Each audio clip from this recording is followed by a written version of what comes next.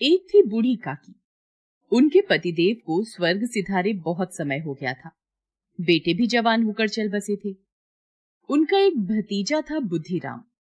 बूढ़ी काकी ने अपनी सारी संपत्ति भतीजे के नाम कर दी थी। संपत्ति लिखते समय भतीजे ने वादा किया था कि वह बूढ़ी काकी की अच्छी तरह से देखभाल करेगा, किंतु वह अपनी जबान का पक्का नहीं रहा। उसकी पत्नी रूपा का व्यवहार भी काकी से अच्छा नहीं था।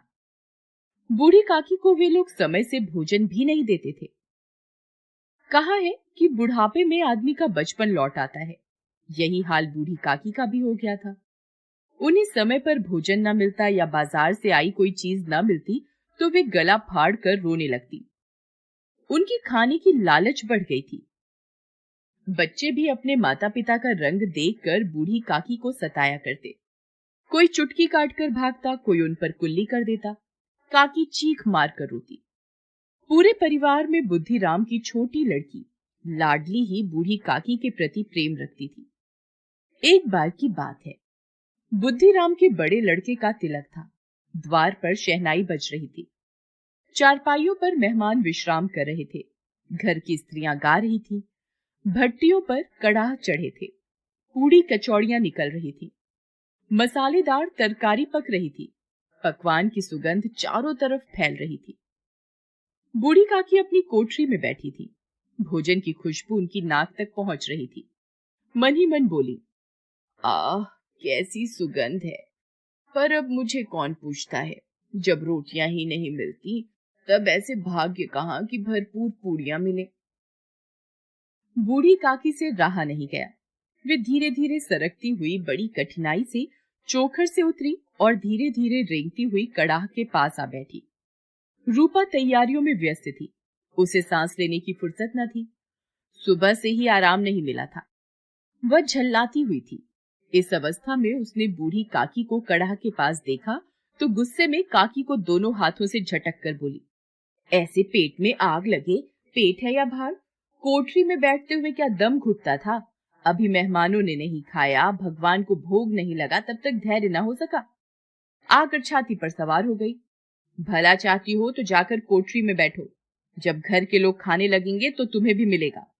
तुम कोई देवी नहीं हो कि तुम्हारी पूजा पहले ही हो जाए। बूढ़ी काकी अपनी कोठरी में लौट आई। उन्हें अपनी जल्दबाजी पर पश्चाताप हो रहा था। उन्होंने सोचा, अब जब तक बुलावा न आएगा नहीं जाऊंगी। वो मन ही मन बुलाने की प्रतीक्षा करने लगी। एक एक पल युग के समान बीत रहा था। वह धीरे धीरे गुनगुनाने लगी।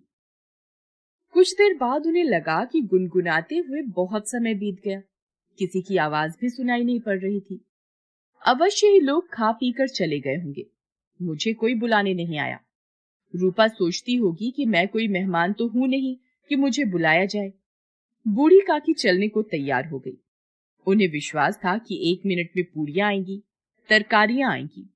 उन्होंने सोचा, पहले तरकारी से पूड़ी खाऊंगी, फिर दही और शक्कर से कचौड़ियां रायते के साथ मजेदार मालूम होगी।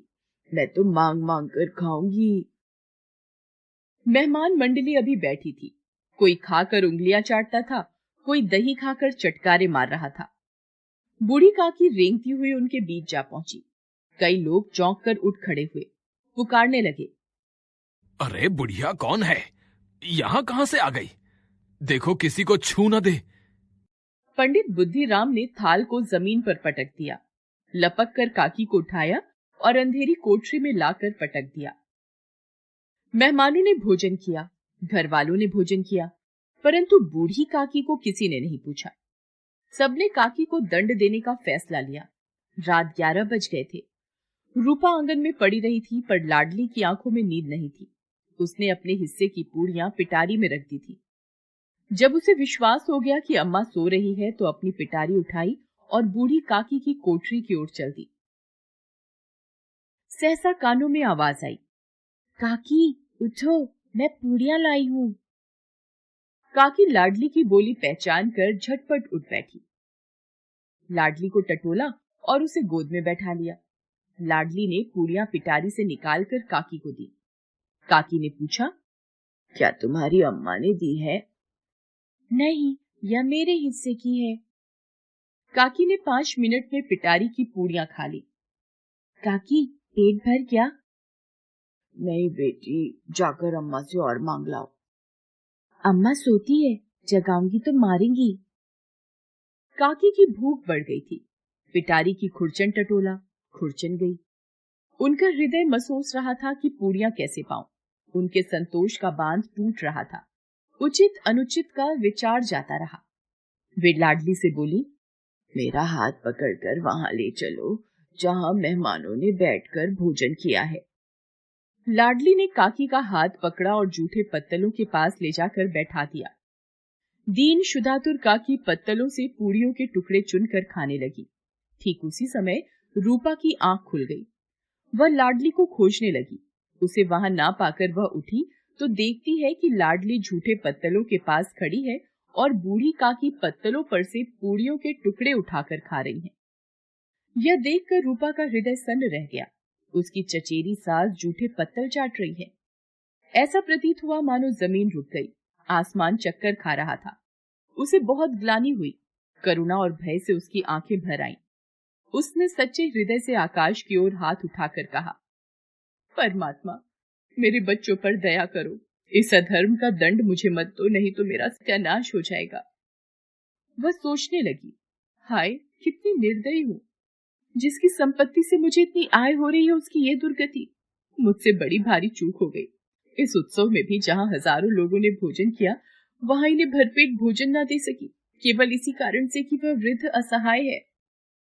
रूपा ने दिया जलाया, भंडार का द्वार खोला और थाली में संपूर्ण सामग्री सजाई। थाली लेकर बूढ़ी काकी की ओर चली। रूपा ने दुखी स्वर में कहा, काकी उठो, भोजन कर लो। मुझसे आज बड़ी भूल हुई, उसका बुरा न मानना। परमात्मा से प्रार्थना कर दो कि वह मेरा अपराध क्षमा कर दे। भोले भाले बच्चों की भांति जो मिठाइयां पाकर मार और तिरस्कार सब भूल जाता है, बूढ़ी काकी वैसे ही सब भूल कर बैठी हुई खाना खा रही थी। उनके एक एक रोए से सदिच्छाएं निकल रही थी और रूपा बैठी इस स्वर्गीय दृश्य का आनंद लेने में निमग्न थी। हेलो दोस्तों, कैसे हैं आप सब? हमारी कहानियां देखने के लिए हमारे चैनल को सब्सक्राइब कीजिए और हाँ, बेल आइकॉन पर क्लिक करना मत भूलिएगा।